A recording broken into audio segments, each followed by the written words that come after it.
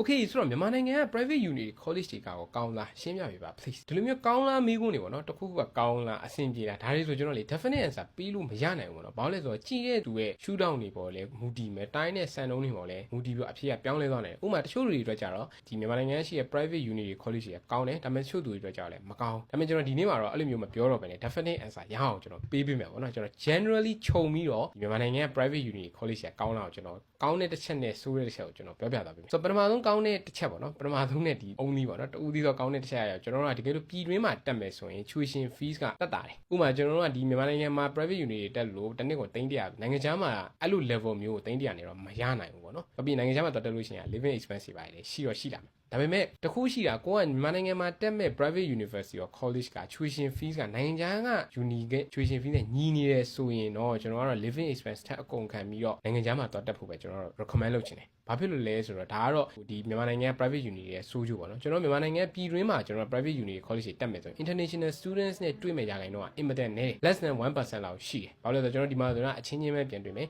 international students တွေလည်းအလည်းမရှိဘူးရှိတော့ရှိနိုင်တယ်ပေါ့နော်ဒါတော့ကျွန်တော် statistic ရတော့မသိဘူးဘယ်ကျောင်းတွေမှာဘယ်လို international students တွေတက်နေတော့ကျွန်တော်တခြားမသိဘူးဒါပေမဲ့နိုင်ငံခြားမှာတက်တဲ့လောက်တော့ percentage လို့ရာခိုင်တော့ possibility chance ကအဲ့လောက်မများဘူးအဲ့တော့မြန်မာနိုင်ငံမှာနိုင်ငံခြား tuition fees ပေးပြီးတော့ international students environment ထဲမရောက်ဘူးဆိုရင်တိတ်ပြီးတော့မတန်ဘူးလို့တော့ကျွန်တော်ကတော့ထင်တယ်အဲ့လိုမျိုးဆိုရင်တော့နိုင်ငံခြားအထိပဲသွားပြီးတော့ living expense အကုန်ခံပြီးတော့ international students ဒီနဲ့ရနိုင်တဲ့ environment တို့မျိုး society တွေဝင်ပါအဓိကကျွန်တော်နိုင်ငံခြားကိုပတ်စံနေအကုန်ခံပြီးသွားတယ်ဆိုတာအဓိက environment တခုကျွန်တော်ဝယ်တာအဲ့ environment မှာကျွန်တော်နေကြည့်တယ်ဒီလူတွေရဲ့အတွေးခေါ်တယ်ဒီလူတွေရဲ့ပုံစံတွေကျွန်တော် study လုပ်ပြီးတော့ experience တွေကျွန်တော်ယူတာအဲ့လိုတခုတော့ရှိရပါတော့ဒါပေမဲ့အဲ့လိုမှမဟုတ်ဘူးကိုက plan ရှိတယ်ဥပမာပေါ့နော်ဒါက example scenario တခုပါမြန်မာနိုင်ငံပြည်တွင်းက private university တခုမှတက်မယ် diploma အထိပဲ final year ကျမှ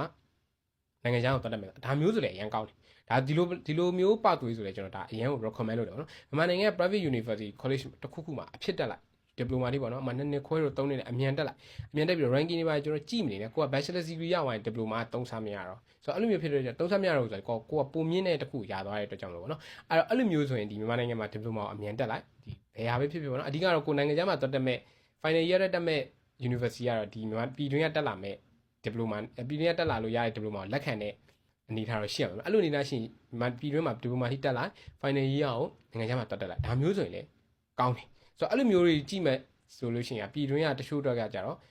private university college ကကောင်းသွားပြန်အောင်ဒါပေမဲ့တချို့ကကြအဆုံးထိတက်မဲ့လူတွေအတွက်ကြလည်းတချို့ကကြမကောင်းပြန်အောင်ဆိုတော့အဲ့ဒါမှကျွန်တော် general အနေနဲ့ခုနလိုမျိုးတခုကတော့ tuition fees တက်တာတယ်မကောင်းတာတော့ international students environment ကိုရဖို့အတွက်ရာခိုင်နှုန်းကတော့အရင်နေဒါမဲ့လည်းဒါကလူတစ်ယောက်နဲ့တစ်ယောက်ပေါ်တော့ကြည့်တဲ့ရှုထောင့်တွေမတူရတဲ့ကြောင့်မလို့ definite answer မျိုးတော့မရှိဘူးပေါ့နော်